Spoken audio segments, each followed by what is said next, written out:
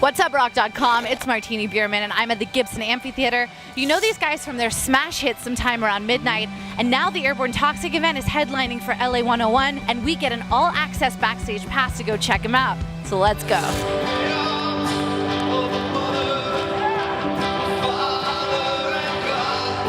So I'm hanging out with Airborne Toxic event. I've got Anna and Mikkel, and you guys just premiered, well, somewhat recently just premiered your latest album, All at Once. I think that you guys are creating a completely new genre of music, or how to tell a story through music. Would you agree with that? I know that when I knew that I wanted to be in this band, it's because I heard a demo that Mikkel had made all by himself of a song on the record called Wishing Well. I remember he'd sent me a link to the MySpace page for this band, which I didn't even realize at the time was called the Airborne Toxic Event. I thought it was called Airborne.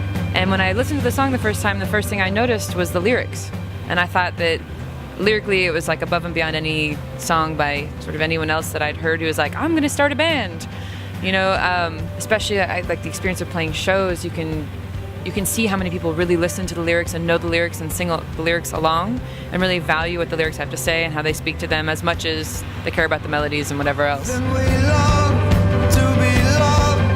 How do you guys handle criticism as a band? Because everybody has to deal with that at some point, and you're putting so much of your heart and soul into your music as you go. How do you handle that? We like to gather small animals and beat them.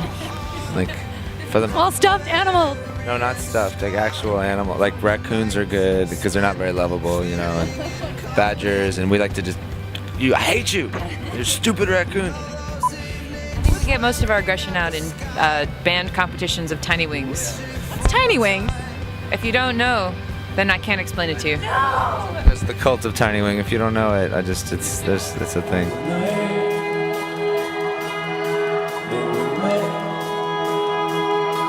You told me you want something more from me.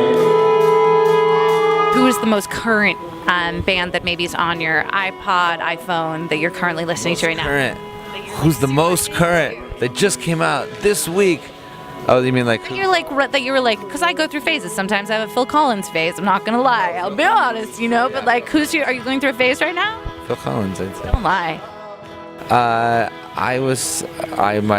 My embarrassing admission is that I am going through a Rod Stewart phase.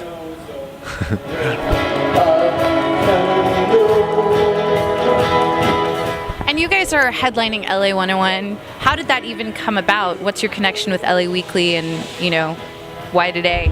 They asked us. They approached us and asked us, "Do you want to play the Gibson?" And it's a pretty straightforward transaction. The cool thing was that they allowed us to curate the bill, and so we chose Built to Spill and Delta Spirit and Tokyo Police Club, and they're just like amazing bands, and the Drowning Men are outside, and who are on tour with us, and it's amazing to be able to play with artists that you listen to. I mean, I love Built to Spill and Delta Spirit. I mean, that's some of my favorite songwriting of the last 5 years.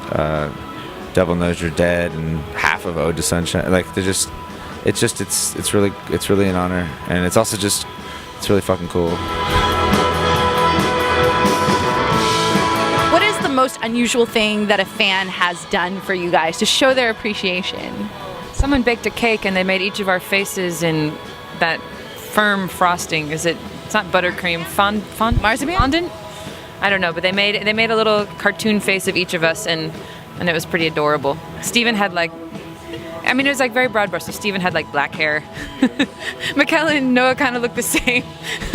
I had weirdly long hair, but it kind of looked like everyone else. You ate it anyway.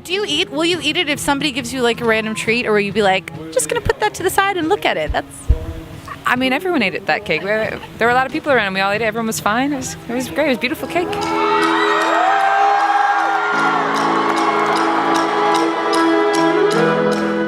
Sometime around midnight, you paint a very, very clear picture. Is that a story that's happened to anyone? Like, is it a specific story? You're just telling something generally? Just a little bit of insight into that song. It happened to Anna. It's actually, like, I switched the sexes so that it was a man's point of view, but Anna saw her ex-boyfriend at a bar. This is true. This is a true story? It's actually a protest song. It's actually an anti-war song, and Midnight is is the nadir of American foreign policy, right? And then the girl is Libya, weirdly. And then it was sometime around. It was actually only 4 in the afternoon, but it doesn't doesn't roll off the tongue very well when you do it that way. Hi, we're the Airborne Toxic Event, and you're watching Rock.com.